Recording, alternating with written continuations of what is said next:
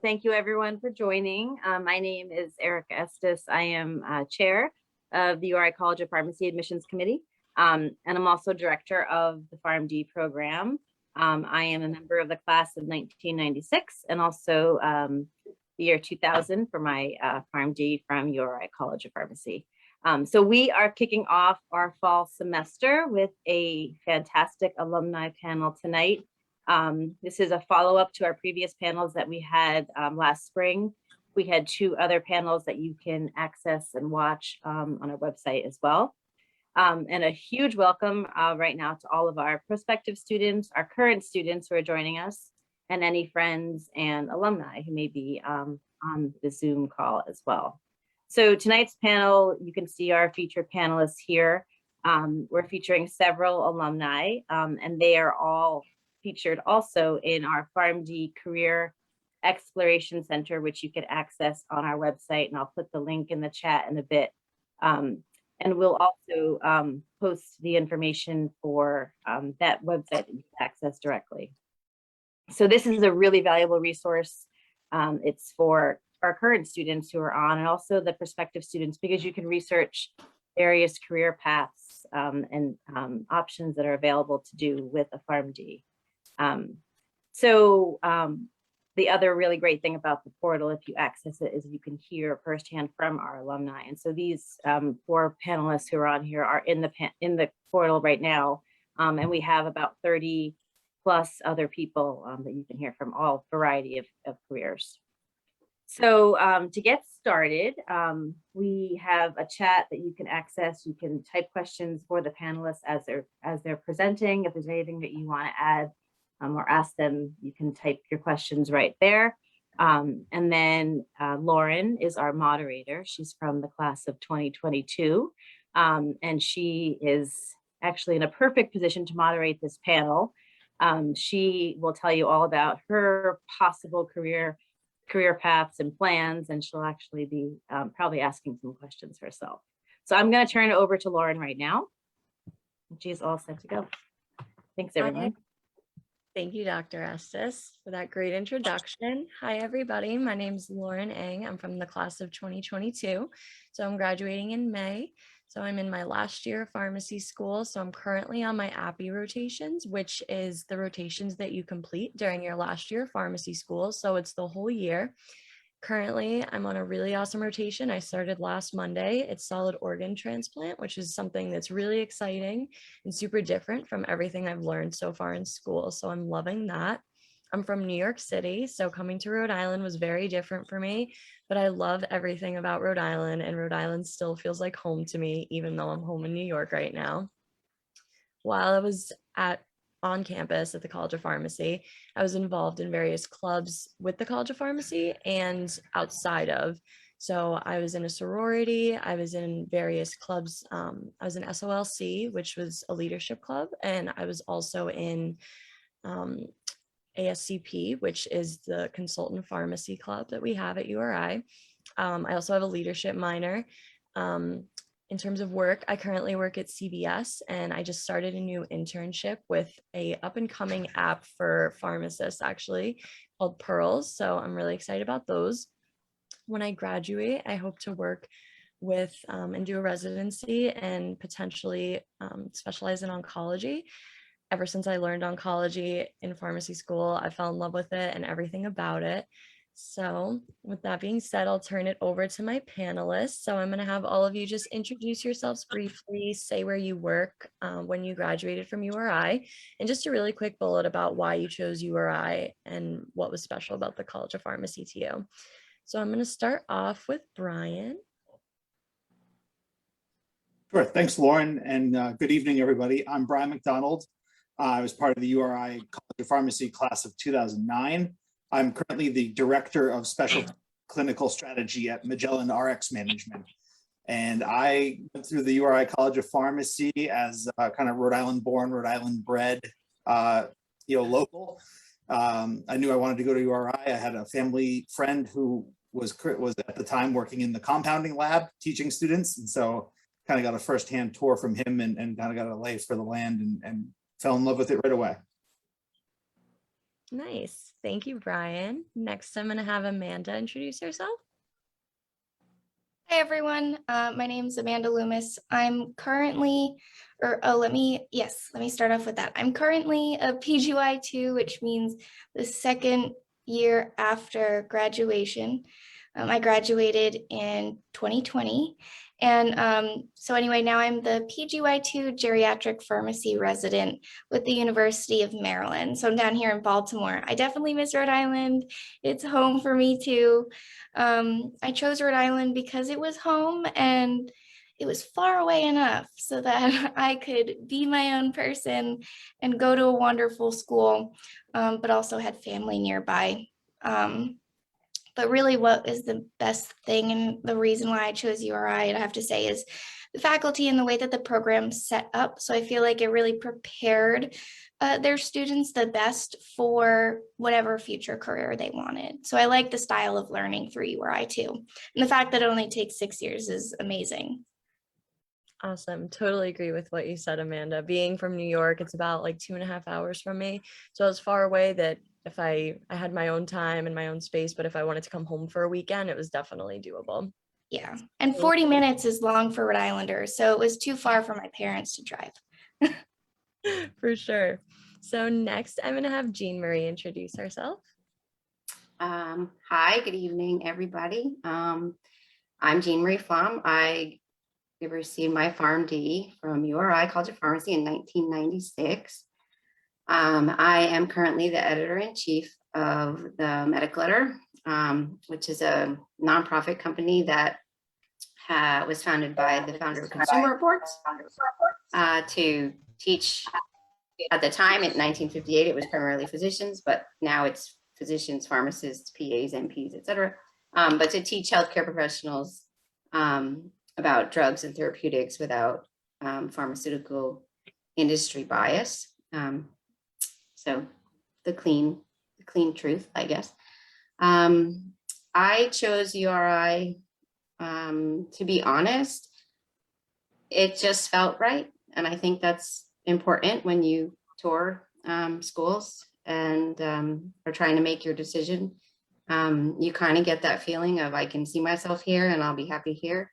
And, you know, I'm from New York, so I didn't have, you know, this Rhode Island born and bred, but I feel that way now.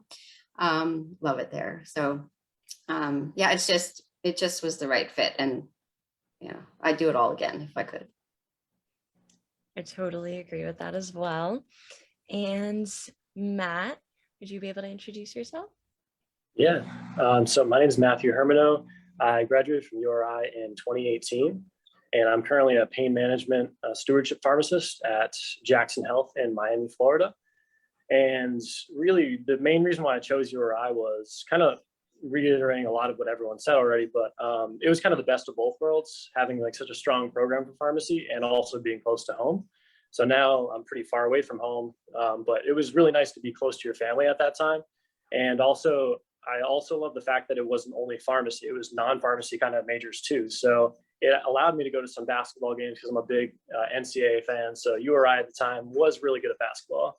So that wasn't the primary reason, but definitely one of the driving factors. And obviously the strength of the pharmacy program being a 0.6 versus a lot of other programs you'll see out there. Awesome. Thank you. So I'm going to start it off and throw out some questions for all of you. The first question I'm going to ask, going back since you all talked about what you currently do, would you like to give all of us a little bit more insight into what I guess your typical workday is like? I know some of you have jobs where no day is ever the same. So if you want to give a few examples or however you would like to do it, just about what you do every day and what you like about it. I'll go first, I guess. So I'm an editor, so I do a lot of reading and writing and research. Not the things I liked to do in school, but knowing that, you know, what we put out online and on paper, you know, educates people and changes patient care and impacts patients. I've really grown to love that. So We review new drugs, we review treatment of diseases, diabetes, hypertension. So it's always something different. You're always working on a different topic. You're always learning something new. So it's actually, pretty exciting work and fulfilling. Awesome. So I guess I can go next.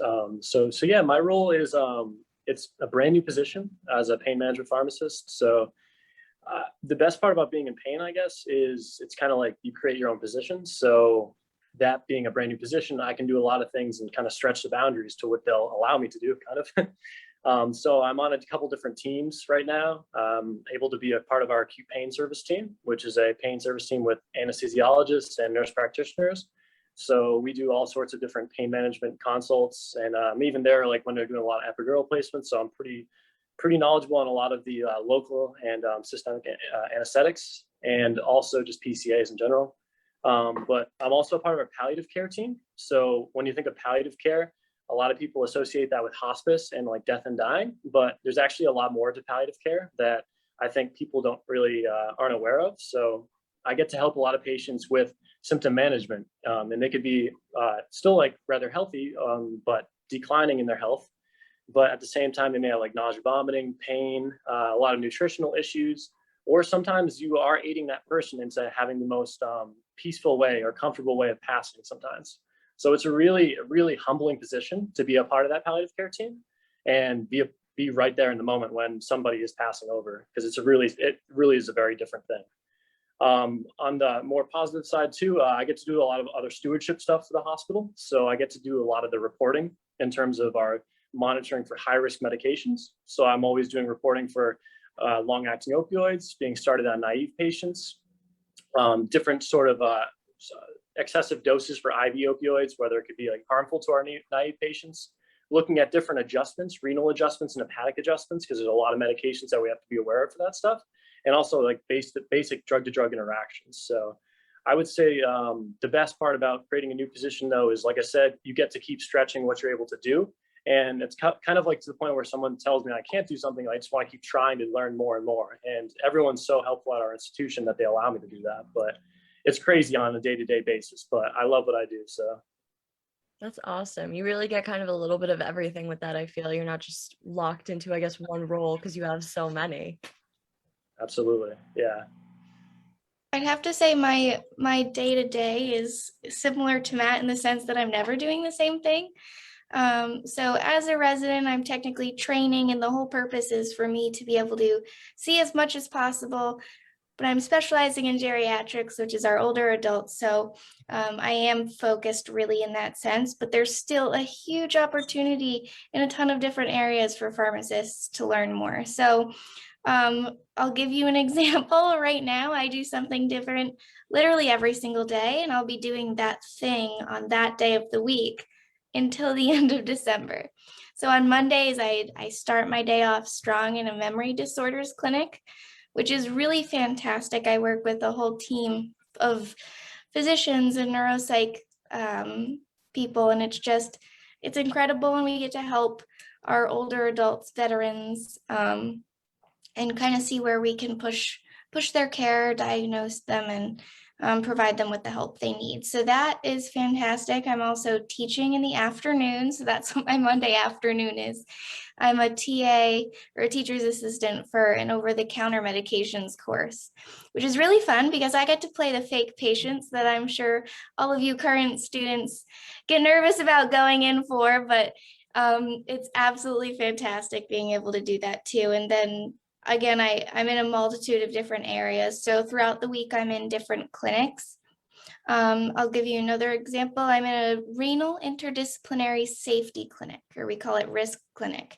And basically what I do is I work with other pharmacists, I work with physicians, and we basically just make sure that someone is safe on the medications that they're on. If they're having any sort of kidney problems, we get them, and then we figure out what's going on. We get to play detective, which I really enjoy.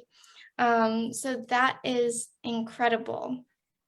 And then I'm also this is really different, but I'm also with a long-term care pharmacy on the management side. So I get to spend time with management, learning more about regulations and quality metrics to make sure that our pharmacies and our pharmacists are doing what they can to the best of their abilities, and see if there's any more resources that they need to be successful. So I get a really, really fantastic overview of a lot of different areas of pharmacy.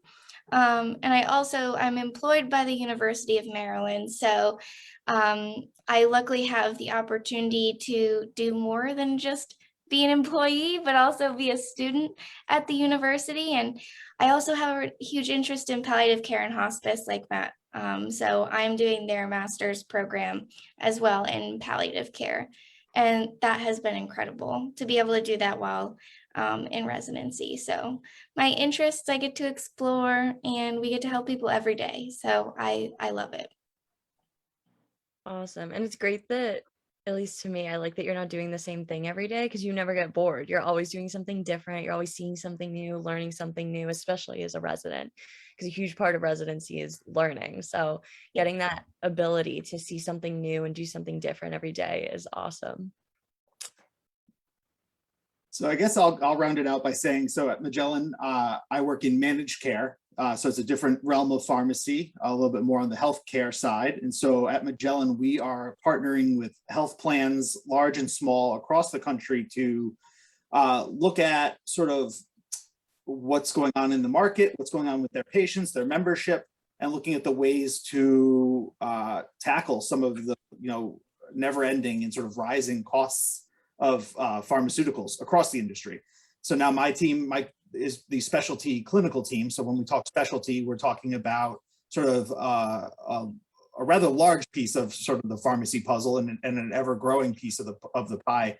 But we're talking about high cost, sort of high touch, complex medications, either oftentimes self-injected or infused drugs that may have special or unique storage requirements, or drugs that are for sort of rare but chronic diseases. Some of the most common specialty categories that you might come across would be oncology, like Lauren mentioned, multiple sclerosis, hepatitis C, HIV, and then a number of sort of rheumatoid-based autoimmune inflammatory conditions.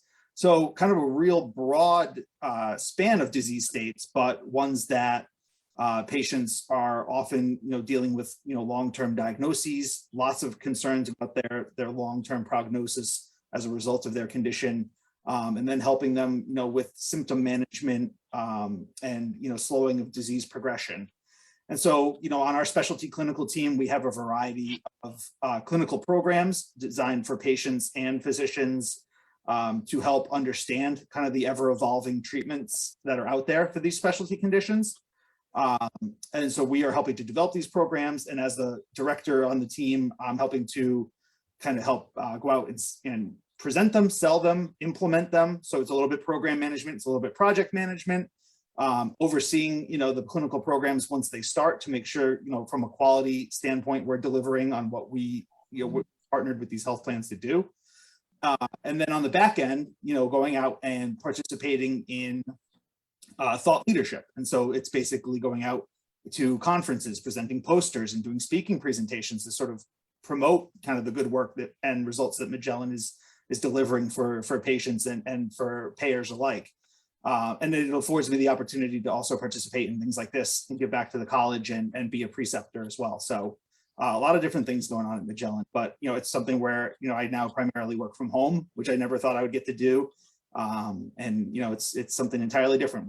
There's no dispensing to speak of that I am involved in on a day-to-day basis, but still very busy nonetheless. That's awesome. So I guess a lot of those drugs that you deal with are the ones you see the commercials for on TV, all those new ones coming out that you see all the time when you're watching. Exactly. Yeah. Shows. Awesome. So kind of building off of that, I know you said you precept. So if you all definitely interact with pharmacy students in some degree. If you'd be able to kind of talk about your role in precepting and I guess how you engage with the pharmacy students. Sure. I guess I'll just sort of cycle back and then we can, work our way back around. But at least, for what I've been doing, Magellan, here in our Rhode Island based office already had a strong rotation set up for P4 students through one of my colleagues, Mark Santilli. He's done a phenomenal job bringing students through consistently. It's something, there's a great partnership between Magellan and the URI College of Pharmacy. So I got to help him, to a small degree by meeting with his students and talking to them a little bit about specialty pharmacy and introducing them to some of the programs that we run and manage. And we were able to do so enough and with enough repetition that I was able to sort of spin that off to this year. We had our own specialty elective rotations. We had our first rotation student come through this spring, entirely dedicated to our specialty team. So introducing them to all the different clinical programs, teaching them about specialty conditions like hemophilia and some of the other, kind of rare and orphan diseases that might have real small patient counts, but real big price tags associated with their care. And then just talking about all the different ways that we can go about sort of tackling those, those questions and concerns, and also mixing in a little bit of drug information as well. So being able to have them go out, research the treatments, research the clinical trials, see what the practice guidelines are being updated to include or not include, and really just kind of giving them a rounded out approach to the sort of the boom that is, specialty pharmacy right now. That's awesome. I feel like not many people know about the managed care side of things. It's not really something we really learn about. A lot of people just think community pharmacy and hospital pharmacy, residency route. So hearing from you and seeing like how you have a rotation, I bet people might not have known that. So that's really awesome because it's something really different and you're still getting that like drug information and different aspects of it that'll carry you no matter where you go. Yeah, I mean, when I came out of school, I didn't realize that there are clinical, pharmacists basically embedded in health plans across the country and in executive, level positions. And so, when we go out and travel and try to, make these connections to present some of our clinical programs, it's often, pharmacist to pharmacist presenting to or speaking with, and then kind of, showing our program outcomes for. Awesome. That's really cool. So anybody else have any experience precepting any students?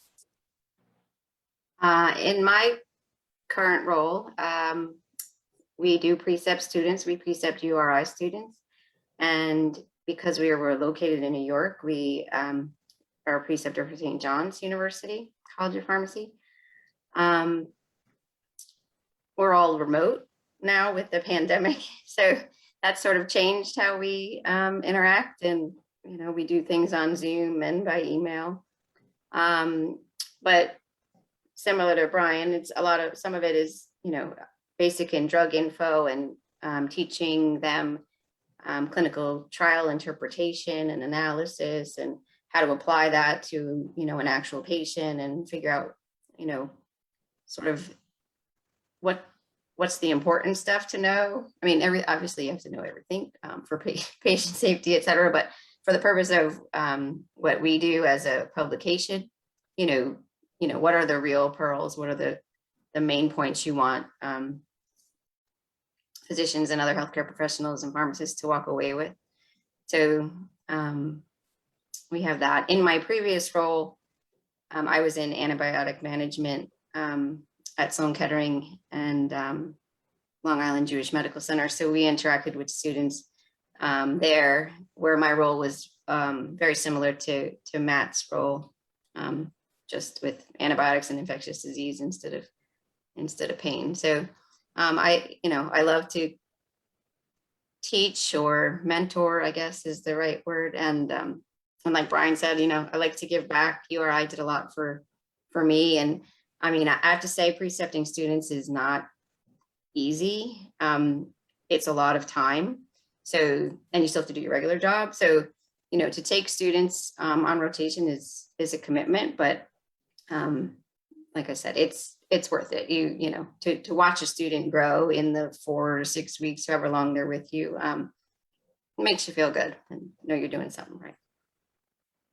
Yeah, Jean Marie, I had a similar experience. I love that URI has prepared me to be a good pharmacist, but residency is all about learning and it's tricky. It's not easy having a student on board. And So in my day-to-day in residency, we have the layered learning model. So what that means is basically I have a preceptor or a mentor that's a clinical pharmacist that's been working for much longer and is a specialist in that field. And then they're mentoring me and I am mentoring the students. So it's this nice layer of education as far as learning goes. So I get to learn how to precept students and how to really guide them as they're learning. And my mentor will guide me in that action of being a mentor and a preceptor. So that's something really interesting that I wasn't sure how I would like it. But I'm glad I've had the opportunity, and I actually really love precepting. Even though it is challenging sometimes, it is really rewarding, like you said, about being able to see a student grow and get really excited about what they're doing. So I'm able to do that as well, and it's great. I don't know how I like teaching yet because I'm teaching more formally. In the spring, I'll be course manager for a geriatrics elective. So my teaching experience right now is mainly either precepting or I get to be that fake patient, which is really fun. I remember specifically being terrified when I was a student, but it does get easier and they train you well. So I feel like I'm prepared now because of all of those experiences to be a fake patient for other students. Also, going back to what you said about layered learning, I'm currently on the student end. So one of my co-preceptors is a resident, and then I have my preceptor and another pharmacist who's a transplant pharmacist as well. So I'm on the other end of it too. So it's really awesome to see that model being used, just to see, especially for a resident, to be able to precept, but also be precepted. So it must be really awesome to get it from both sides. It really is, because we had that, yeah, of course, through URI, we have tons of wonderful preceptors, and we get the residents too who are just learning, and it's fun. I remember as a student seeing the resident get mentored about how to mentor me, and now as a resident, you're right, being in the middle, I'm like, whoa, this is very different, but it's fun. Yes. So my position, honestly, I've been working at my job for my new position for like 3 months now. So I'm figuring out more of my day to day like I said, on a daily basis. So, and it's crazy some days. So I've told my boss that we're gonna have some students in a little bit, but I'm kind of crafting like what I want to teach them. And pain's such a different field that it's tough sometimes because some students get like, I don't want a student to be like forced to do an elective and like be on pain and be like hate it. So it's really tough, and I want to keep it as engaged as possible. So some of the cool stuff that that I'm able to do is like there's a lot of PACU work that we can be doing right now. So I want to kind of like expand our horizons and like show the pharmacists that they can do different things that's outside of your normal comfort zone almost. So yeah, like a lot of PACU stuff, maybe some more, like I said, we do epidural management with our acute pain service too. So like teaching stuff like that, but we definitely do. I do plenty of teachings for I do so many in-services right now with all our different teams, and teach students on the side, teach a lot of anesthesia residents on the side, honestly, because there's a lot of med management that it's kind of funny. Like anesthesia residents know a lot about like IVs and epidurals and all that stuff in the OR, but once they get put on the floors, a lot of the oral meds and stuff like that, we're the gurus of like the pain management for that. So, but in my PGY2, I did a lot of precepting, and really we had a lot of different clinics for pain management that we do teachings with the students, and it was a great learning experience. And you get your patients tested sometimes, and it's funny, like when you're such like an early resident, and you go back and you're like, all right, well, you got to really like try and I guess like understand the learning experience for that student, and like how can they best learn it, besides just how you think that they would, like how you want to express something, how they're going to interpret it themselves. So it's a really different way of creative thinking in terms of teaching students, which I honestly really didn't think about a lot as a student myself. But yeah, so we get to do a lot of drug information questions too. So Dr. Ward would be pretty proud. I just had a palliative care question about glycopyrrolate actually for excessive salivation. So like the exact dose, whether it be weight-based or a fixed dose. So I kind of hand off some of those questions and help the student as well, and try and keep it as professional as possible for pharmacy to look really good when we're answering these kind of questions, because once again, we're the experts in this drug expertise. So I want us to come across that way, especially in a new institution with my kind of program. So. For sure. It seems like you have such an important role.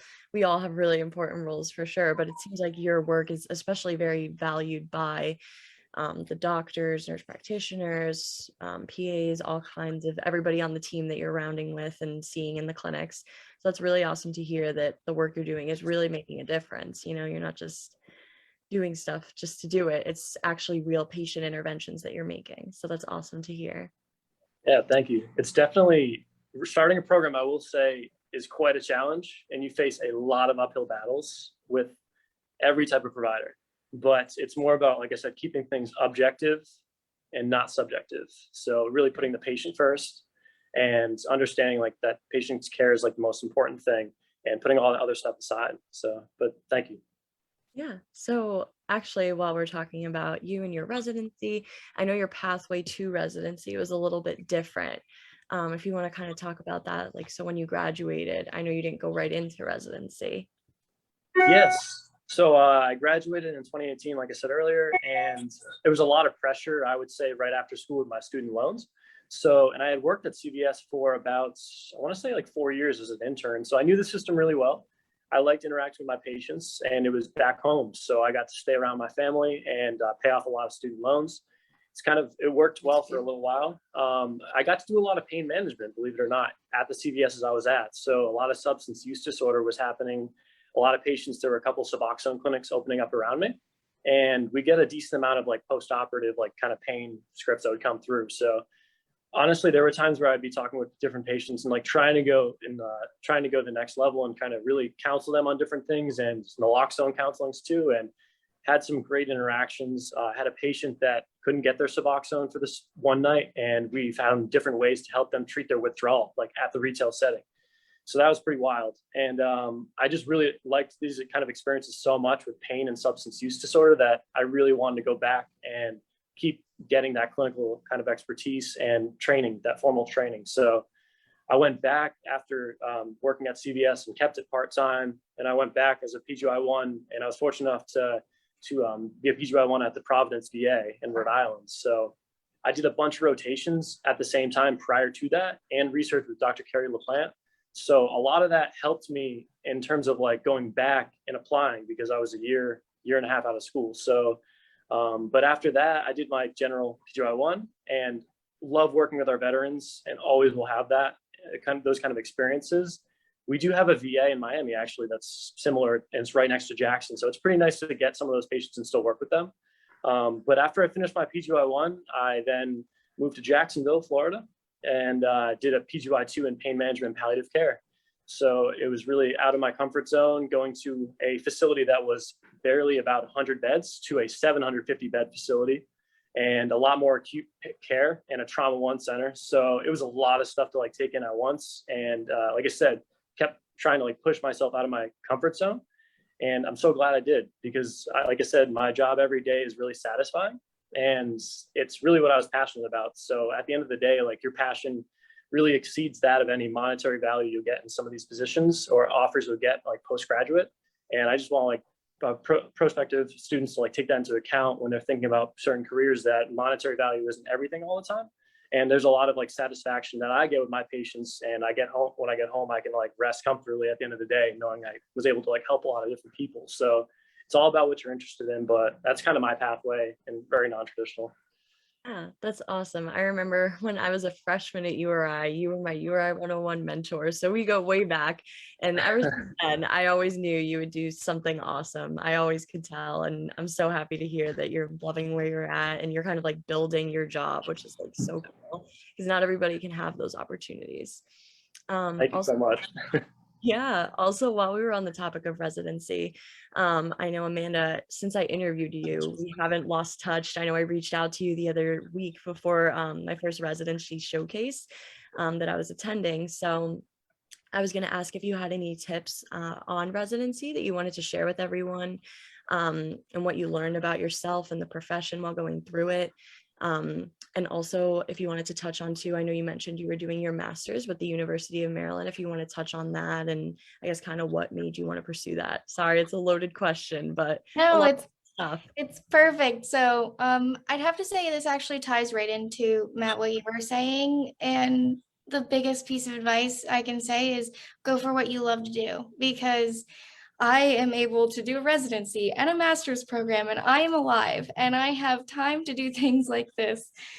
I Because don't know love what I how. do. Yeah. You're amazing. Thanks. I'm not gonna lie, it's a lot. Residency is hard. It's a lot It's to do. brutal. You're doing something at all times. It's a lot, but I love it. And so that's what makes it really amazing, is you just have to learn what you love.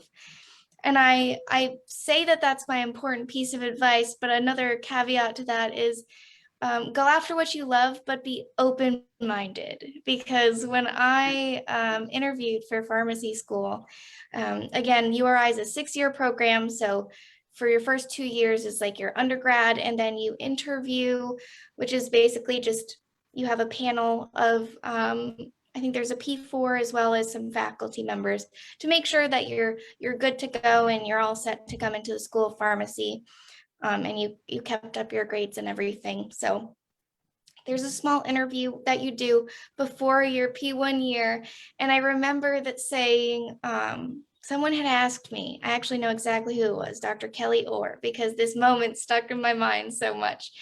But I was asked, what's the hardest part about pharmacy, like coming into pharmacy school? And I said, well, I love what I do. I love the field. And so I think the hardest thing is going to be picking a specialty, because I knew I wanted to specialize. But at least I'm 100% sure I don't want to do geriatrics. And I am now specializing in geriatrics. So URI has amazing opportunities that will put you in places you never thought you would go. Take advantage of those. The faculty are incredible. They're going to keep boosting you up. I can say I am where I am now because of the support that the faculty had, and how much they pushed me and said, I believe in you, like, go do this because I know you can. And those are the type of opportunities that URI provided me. And now I get to do what I love every single day, which makes, doing a master's program and doing a residency like that much easier. Or I won't say easier, but it makes it more enjoyable. So I do love my days, even though they're long. And then as far as picking the master's program, we have quite a few different like online graduate certificate courses or master's courses, online PhD courses if you're really feeling it. But we have a lot of different opportunities, and I've always really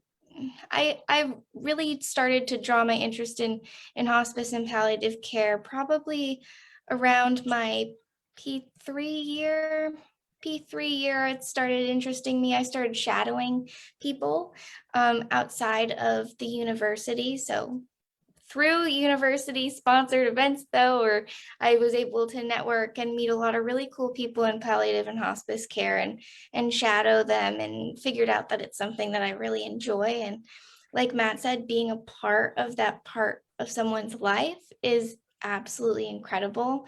And so being able to make a difference in that, I wanted to be better at it. URI has a ton of amazing electives, and they even have a palliative care course, and I wasn't able to take it actually. And so I was like, man, I wish, I want more learning experience. URI offered it, but I took something different. I took a geriatrics course. I don't regret it whatsoever. But now I'm doing more learning. So you never give that up, and I love it. It was funny that you mentioned too about not wanting to do geriatrics. I remember you told me about that, because I initially did not want to do oncology at all. I said I wanted to do anything but oncology. And then I took oncology, and here I am. And I'm like, that's what I want to do. And I knew it since I started learning it. I was like, that's what I want to do. So it's kind of funny how if you got to make sure you keep an open mind, just never, always wanting to see what's out there. Yeah, Lauren, I wanted to sort of touch on what Matt and Amanda said there too, because and this is not to this is not to present the sort of the cynical side, but more just a counterpoint, because I think doing what you enjoy and doing what you love is extremely important. But I don't want people to be frustrated if they don't know what that is yet, or if the first place they land, it turns out not to be what they thought it was going to be. And so when I was coming out of pharmacy school, I knew a residency was not really what I was interested in, nor was sort of my hospital experience. So I was jet set and ready to be sort of what I had dubbed the king of community. And I was going to go out into the community pharmacy and spend my whole career there and be the friendly neighborhood pharmacist and log my time, and that was going to be it. And so I started on that path. But after, I think, say about 3.5 years, started to look for, opportunities for sort of quality of life changes in the job. And it wasn't anything wrong with the job. It was me who was changing the farther, I got into my adult life. And so, first it was trying to relocate from Massachusetts, where I was working, to Rhode Island, to get back home, near my family, near my wife's family. And then even from there, when I moved from community pharmacy to long-term care pharmacy, which I would have never thought would have been my next stop, knew very little about it when I made the leap, but most importantly had friends from URI who were already doing it. And, my networking and my experiences with those people, kind of made it feel more comfortable to sort of take that leap. Really loved my time there. And I put in another 3.5 to 4 years there and had no intention of leaving either. And then, once my first child was born, I started to look for opportunities to maybe trade in the nights and the weekends and the holidays and the on-calls and some of the things that, again, nothing wrong with the job, and were things I didn't even mind until, the day before she was born. And that's ultimately, for the same story, kind of ended up at Magellan, where it had been on my radar. I was familiar with it in the Rhode Island, pharmacy scene, with their connection to the college, and again had, several sort of friends, classmates, connections who were working there and were speaking highly of it. And so, again, made that leap, not knowing much about managed care or specialty pharmacy, but being willing to substitute some of that direct experience, with sort of an enthusiasm and a willingness to learn on the fly that, was hard to beat. And so, while you could very likely have taken a managed care residency or a specialty residency or a combination of both to have probably had a much straighter line to something like I'm doing today, there are other ways to go about it as well. I was actually about to ask you about your other roles. So because you had so much other experience before jumping into this role, like you didn't have a residency or in managed care or specialty pharmacy at all, how did you find that the other roles prepared you? And since you're in a leadership position, and I'm a leadership minor, so I'm curious, what would you say your leadership style is? And if you had any tips for any future leaders who might be on this call right now? Yeah, so leadership is something that I've always been a strong believer in. It's something I've always sort of gravitated towards. It started in Kappa Psi, where, it started at the local chapter at URI, and working my way through the Beta Epsilon chapter up until being, being the regent, the president of the chapter, and then actually running for and ultimately winning a seat on the national executive board for Kappa Psi, the only seat reserved for an active collegiate. So being that collegiate member at large for the fraternity was an unbelievable sort of professional, achievement for me while still in school, and being able to be part of PLS and the Student Leadership Council and all the sort of opportunities within the URI's College of Pharmacy walls. Then being able to turn that into some travel, going to APHA annual meetings, traveling as part of, as part of the college sort of contingency, going to attend those meetings. Then taking that into the real world and, gravitating again towards those leadership positions, whether it's something like being a pharmacist in charge of your community pharmacy, where you're the head pharmacist, you're making, schedules for the technicians, you're doing the hiring, you're doing the personnel type of moves, whether it's in long-term care, where again, I sort of carved out a niche as sort of basically an assistant to, the pharmacist in charge. I was like the Dwight Schrute of my long-term care pharmacy. But overseeing, our staff of about a dozen pharmacists and helping again with personnel type things, payroll, scheduling, workflow, things like that.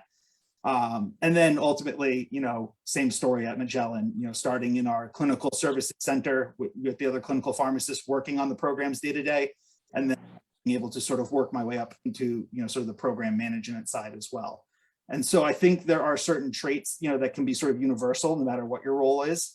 For me, my leadership style is 100% lead by example. I don't expect anyone to do something I'm not willing to do. If it's in the community pharmacy, being the pharmacist who bags the trash and refills the vials, or wherever it might be. I think leading by example is definitely what I gravitate towards in looking for, managers and mentors, and as well as, those who might be following my lead. I just Awesome. wanted to jump into that actually, because I think leadership is really important, and URI does a fantastic job at really promoting that. As a student, I took quite a few leadership positions, worked my way up through the American Society of Consultant Pharmacists, because again, that's where my passion lies. But the faculty and staff are really amazing at recognizing that you may have interests outside of pharmacy. Like leadership isn't always strictly pharmacy. And I didn't want to be sort of restricted to that. And actually our Dean Larrett, he is an alumni of this program called Leadership Rhode Island. And we have quite a few alumni. Ian Lester, actually, I believe, is also a graduate of Leadership Rhode Island program. And so you have incredible leaders within the College of Pharmacy that recognize that skill in their students. And I ended up being nominated to participate in the College Leadership Rhode Island program. And so that was something outside of school, just through the state of Rhode Island, that I was able to do to find my personal leadership style and really build myself as a member of the community. So I wasn't just a student pharmacist, I was a future leader and a community member in Rhode Island. And that was a fantastic experience. And I don't think something every school dean would have pulled their student aside and said, hey, I think you'd be good at this, or hey, I think you should take this opportunity outside of school, but it would be really important for you and really help you develop as a person. And that's actually where I did one of my first hospice shadowing experiences, was with a doctor, hospice provider, through the College Leadership Rhode Island program. So I love that you talk about leadership, because it is so important, and you can pull experiences from everywhere, even if it's not like residency related or work related. Yeah, that's so true. Even myself, I wasn't always involved in the College of Pharmacy in leadership positions, but I held leadership positions outside. So I did have a few within the College of Pharmacy, but I also had outside ones. So having outside experience in leadership, and I was able to translate it back into pharmacy and bring it forward with me when I graduate, if I am in a leadership position, which I would like to be one day, and just carry it on and just translate it over into the world of pharmacy. Just having that foundational leadership knowledge, I feel, is so important no matter where you are, because really I feel like everybody's a leader, whether you're precepting students, whether you're the pharmacy manager, like you said, Brian, like no matter where you are, leadership is everywhere, and everybody I feel is a leader. Like Jean Marie, you're the editor-in-chief, you're a leader. Matt, you're starting a whole new pharmacy program, like you're a leader. Like everybody's a leader in their own way. So I feel like having leadership knowledge is so important for foundational. It was really great to hear about all of you on that. So we have just a few more minutes left. So I wanted to kind of have a closing question. So I just wanted you all to tell me one pearl of advice that you'd have for pharmacy students, and also if you would like to share your favorite URI College of Pharmacy memory. So whoever wants to start us off. I'll go first. I've said this often, and so your two questions are going to be intertwined. My biggest piece of advice is don't be afraid to say, I don't know. It is key. As a pharmacist, if you give the wrong answer, what comes out of your mouth might go into the mouth of a patient, and it better be right, because we have lives in our hands. So, if you don't know the dose, you just say, I'll get back to you. And like particularly in Matt's role, when he's building a reputation and building service, if he gives the wrong answer, that anesthesiologist will never come back and ask him anything ever again. So you can destroy credibility and your entire future. And all you could have just said is, I don't know, but I'll get back to you. I'll look it up to make sure and I'll get back to you. So that brings me to my sort of like my most big memory at URI, which I wouldn't say it's my best, but it's definitely something that built me as a person and a professor. And that was being on rotation with Dr. Hume, who's the one who taught me this lesson of don't be afraid to say I know and make sure you know what you're doing. And I had some tears, in one of those face-to-face teaching moments. But she changed me and made me, a much better pharmacist and a much better person. And, so I don't have, it's not fun and comical, but it's definitely my most impressive, like career-changing, life-changing kind of moment there. No, that's a really important message, especially as an APPE student. Nobody knows the answer to everything, but there's things that I don't know the answer to, and just being able to say, I don't know. My preceptors ask me questions every day, and I answer as best as I can, or I'll take a guess at it, and I'll let them know I'm taking a guess at this, because it's just me speaking with my preceptors. I'm not telling patients certain things and guessing, but with my preceptors, just being honest and upfront. If I don't know something, that I feel like makes me a better person. And realistically, like if I knew everything, then, and I want to pursue residency, like if I already knew everything, then I wouldn't need to pursue a residency, but nobody knows everything. So it's really about just like building yourself as a person and as a pharmacist. So I totally agree with what you said. And that is an awesome pearl of advice. I actually wanted to jump off of that because mine's pretty similar in that sense. This isn't like a super, bright, happy, fun moment, but I think the most pivotal moment for me as a pharmacy student, I was also on my APPE rotation, like Lauren is right now. And actually, I think it was actually this exact time. It might be like to the day, a year, oh God, longer than a year ago. But when I was an APPE student, around this time of year, I was on my general medicine rotation. And I had one of my professors, I'll say her name because she's incredible, Dr. Charpentier. And she was my preceptor for my general medicine rotation. And I had this patient who had a lot of struggles socially that we really needed to solve, but she also had really complex medical problem where she was in acute liver failure. And I got angry at the team, the medical team that I was working with, because they weren't addressing her social issues the way that I would have preferred them to. And she wasn't really being supported the way that I thought she should have been. And I felt comfortable going to my professor, not just my preceptor, but a mentor to me, and being very upset. I was angry and I was getting out all of my emotions. There were tears, and I felt comfortable doing that, which is incredible to be able to have that type of growth and development and be comfortable with those who are supporting you. I knew that she supported me.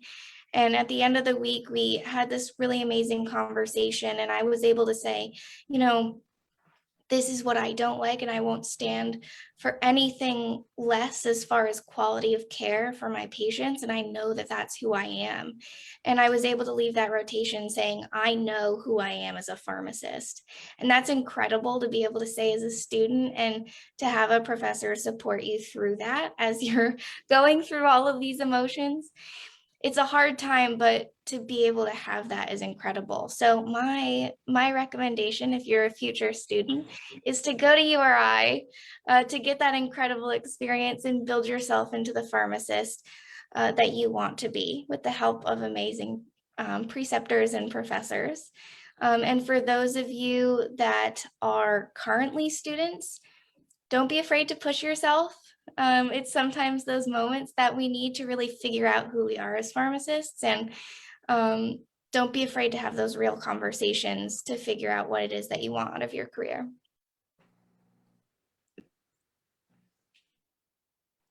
She was my preceptor too, before she was faculty, and she was Oh, great. really? So I just have to add that. She's fantastic. Yeah. The best advice I guess I could say for or Pearl for pharmacy students, incoming or current, it may seem simple, but like with my, like I said, my kind of position, I'm the new guy, so it's like set the tone, show up, and like work hard, but have a good work-life balance too. It's really hard to achieve that sometimes, and there have been many a times in residency where I was killing myself and like never really took a step back and like realized this is very unhealthy at the same point, and my mental health is really important too. And but like set the tone, understand that you have a lot of people around you that are very good resources too. So I'm constantly reaching out to different teams because I don't know a lot of these new pharmacists because I'm so new to this position. So I like need to reach out to these other teams to help me. And if I have a certain idea, I can reach out to them and give that idea to them, and they can share it with their team. And ultimately the same result happens. It's like best for the patient. So like I said, set the tone, show up. I don't know. I listen to a lot of David Goggins, like motivational stuff. So if you guys are into that stuff, then go for that. And then my favorite memory actually came like, it was like directly kind of like after graduating URI. And I think this just shows how much the teachers care for you. So when I was actually reapplying for residencies, Dr. Charpentier actually like made time one of her days to like practice interview me. So I remember going into her hospital and she's just like acting like she was a director and like practice interviewing me on her like own free time. Like this is just her like trying to help me get a possible like residency and like try and further my career and like better myself. So it's crazy. And like Dr. Carrie LaPlante allowed me to work in her like her laboratory and do a lot of research with her. And Dr. Christy Ward reached out to like my PGY2 directors and helped with that. So it's incredible the amount of support you'll have from these professors that doesn't stop after you graduate. It keeps going, and you really have like lifelong friendships with a lot of these professors too, believe it or not. So I would know. I'm out a long time and I'm still here. So it's just to add to that real quick. I know we're running out of time, but you're joining the pharmacy world. There's a lot of us, but it's a club. It's a, you know, we're all sort of similar, and we're all, you know, willing to support and hold up each other. So, you know, never hesitate, you know, Google somebody, find out how to reach them, say, hey, how did you get there? Help me out. How can I get there? Because we all want to push up and promote and, you know, make our profession the better, you know, the best it can be. So never stop learning and never stop networking with one another. Yeah, that's the perfect segue. I'll wrap it up very short and sweet. You know, the college has all the means and to set you up for success, but it's not a magic trick. You'll get out of the college what you put into it, and there's no way I could be doing what I'm doing today and in the position I'm in without the connections and friendships I made within the college while I was there. But that was, you know, through effort and yeah, being proactive and being involved. In terms of a lasting memory, I mean, there's so many outside of pharmacy, you know, tripping to Atlantic City to see the basketball team when they were in the conference title game, you know, oozeball, all these things. But I'll just say, you know, doing one of my rotations in France was a lifelong memory. Awesome. It was great to hear from all of you, and it was so awesome. And I thank you all so much for your time, and to everybody listening, I thank you all for listening and for hearing us out and just learning more. If you have any questions, you know where to reach some of us. So thank you all so much. And we can all probably put our emails or contact information in the chat too. If anyone is interested, reach out. Like Jean Marie said, we all like to help each other out. Pharmacy is a small world, and pharmacy in Rhode Island is even smaller. So we're all here for you. Yeah. All of you guys were great. It was really awesome to hear even more about what you all do. Oh, great job. It was great. I'm proud to be part of this panel. So thanks. Yeah, thank you for having me. And if Aw. anyone would like to see more of our panelists, we have all the full length feature interviews of all of them in our career exploration portal, which you can access on our website. And you can learn more about what they do every day, and as well as many other URI alum that are also featured as well. So thank you to everyone for joining tonight. We appreciate your time. And to our panelists, thank you so much for sharing your stories. It was really great to spend some time with all of you. So thank you, everyone, and look forward to seeing you at the next one.